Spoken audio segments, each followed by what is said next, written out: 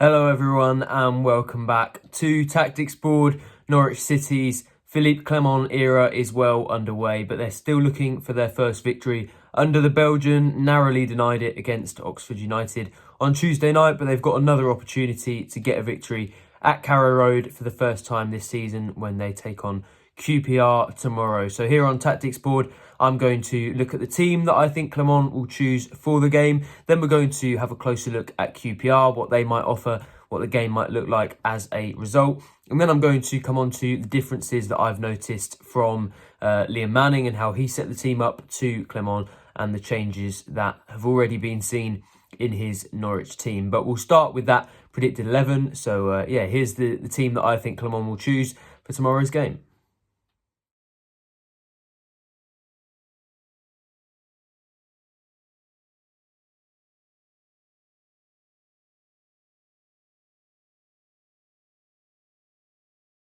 So I've gone for Vladan Kovacevic in goal, Jack Stacey at right back, Harry Darling and Rory McConville in the centre of defence, with Kellen Fisher at left back, Kenny McLean and Pelle Matson in front of them in midfield, with Jova Makama on the right, Oscar Schwartau on the left and Matthias Quiscoren just behind Josh Sargent up front. Now, I've gone for a couple of changes there from the Oxford game, which I think has kind of divided opinion a bit, but generally, tactically, there felt like some more positive patterns. Norwich were more in control of that game, and although I think they probably could have created more chances, and also certainly that they could have been more ruthless when they got into those areas of the pitch, they were a little bit better in terms of structural chances, creating chances and having kind of a way of doing it, going through the same patterns every time that they got on the ball and looking like a recognisable team. Now, I still think they've got a long way to go, and I also agree with a lot of people who said that,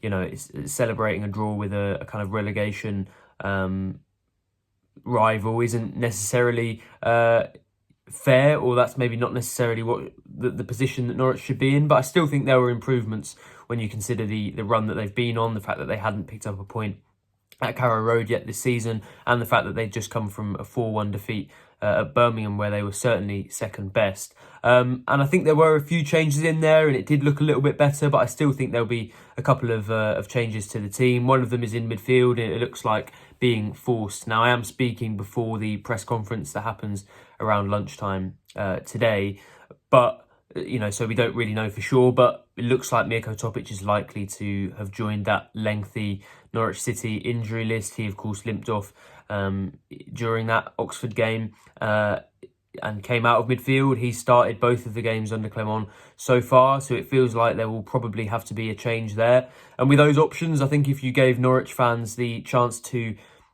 pick one, they would pick Jacob Wright, because, you know, he really hasn't had a chance over the last few weeks. He's a very talented player, he's decent on the ball, but I think Clemon will trust Pelle Matson because he's the guy who he's kind of turned to. Really, he's had a lot more game time so far this season, and actually I thought played reasonably well against Oxford. One of his better showings in a Norwich shirt. I've seen some signs of good from him, some positivity. I think generally people have been quite down on him, which I can understand, and he has made a few mistakes, looked a little bit lightweight at times. But I think in terms of those ball progressing abilities, the qualities that he's got in a Clement team, and we'll come on to those in greater detail later, I think he's got some attributes. So it's not a slight on Jacob Wright, but ultimately it just feels to me, and you know, worth stressing, I am predicting what the team that Clemon will choose rather than the team that I would pick necessarily. And I just think he'll go with Matson. It feels like both he and Liam Manning have trusted him more this season, so it feels more natural that he would come in. And then the other change I've got in there is Matthias Quiscoren for Emiliano Marcondes.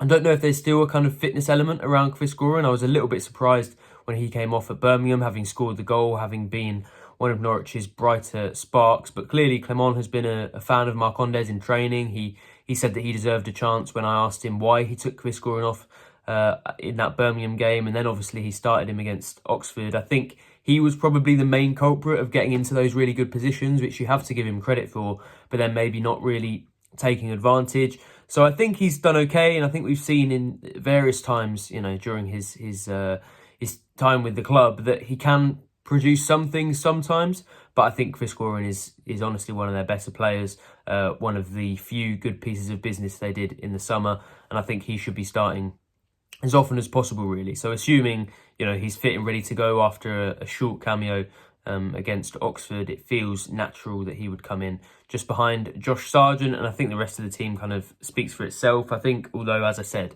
it's not really a result to celebrate on Tuesday, the fact that they seem to be tracking in the right direction means that Clemon, I don't think, will make too many changes. And on QPR, I think they're kind of a typical championship team at the moment, probably the sort of team that Norwich were almost trying to become under Manning, in that they are quite adaptive, they can do different things, they can mix it up and respond very well to the tactics of the opposition team under Julian Stefan, and they have been quite good at doing that, whereas Manning came into Norwich, obviously that was the goal, and it didn't really work out at all. Although QPR haven't had the perfect season, they're currently 12th in the Championship. They've kind of had good spells and bad spells and been quite inconsistent. I think that's higher than a lot of people had them after the chaos of Martí Cifuentes' exit towards the back end of last season, and how that kind of played out, the squad of players they've got. I think he's done quite a good job there, but it makes it quite difficult for Norwich to predict what they'll do, really, because they are so flexible and because they can do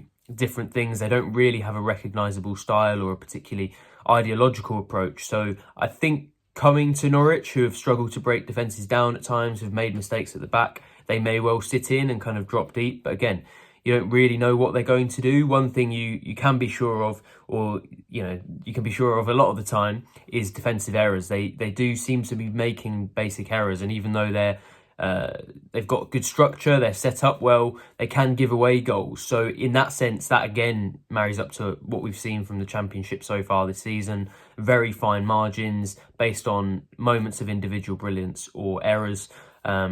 And yeah, not really a recognisable style. So I think it might not be the best game. It probably will be quite emblematic of the Championship season so far. And that probably is quite a difficult sort of game to deal with when you're low on confidence, as Norwich obviously are. QPR have won their last 2 games. So I think tactically it suits them more. But it's just about if Norwich can kind of take the positives from the last couple of games. Particularly the last one. I don't think there were loads at Birmingham.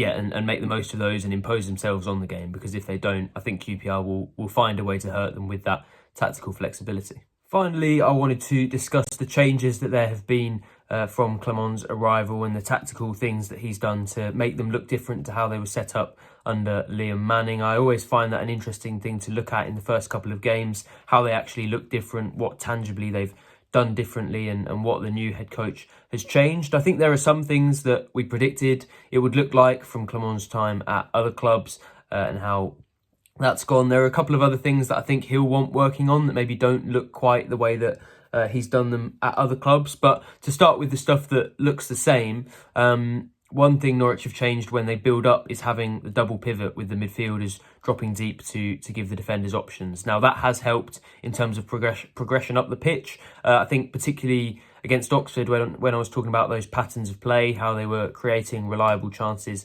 by doing that, I think having both of your midfielders rather than one it makes a lot of difference. Under Manning, it tended to be McLean on his own, dropping and kind of being the man who, the ball went between from defence to midfield to attack. He was the person responsible for making that happen by himself. Under David Wagner, he would drop between the 2 centre-backs and they would almost completely empty out the midfield. But under Clement, they seem to have the most options for the defenders, where they can pass the ball into midfield more easily. They can make that progression more easily rather than putting all of it on one person who inevitably gets pressed by the opposition, and then you have to go long or find different channels and fire it into a striker.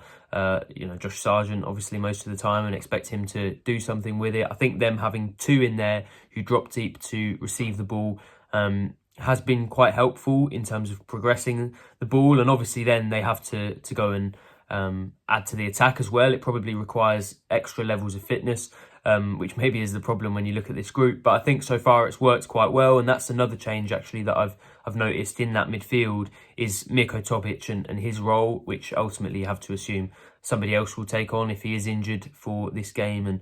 And going forward, he's actually been popping up later in attack. So once the ball's gone through the midfield or it's gone to the fullback or to one of the wingers, Topic is the one who's pushing on. McLean tends to stay relatively deep in front of the defence, and then Topic quite a few times has actually had these long dribbles towards the edge of the box. And although tactically that does make sense because you have him in the deep phase, then you have him when you're pushing on and getting into the latter stages of an attack, and he can add to the numbers in that sense. I think you look at his personal characteristics, his qualities, and it doesn't really suit him. A lot of the time when he has those runs forward, he drives forward with the ball, he doesn't really have many ideas or options as to what to do with it because he's not an excellent shooter of the ball. He doesn't really have a creative eye, so he can't pick out the pass. So as much as tactically I think it makes sense, I don't really feel like he's been the right player to do that and to get into those attacking positions. That's maybe where a Jacob Wright or a Pelle Matson, who aren't particularly well known for their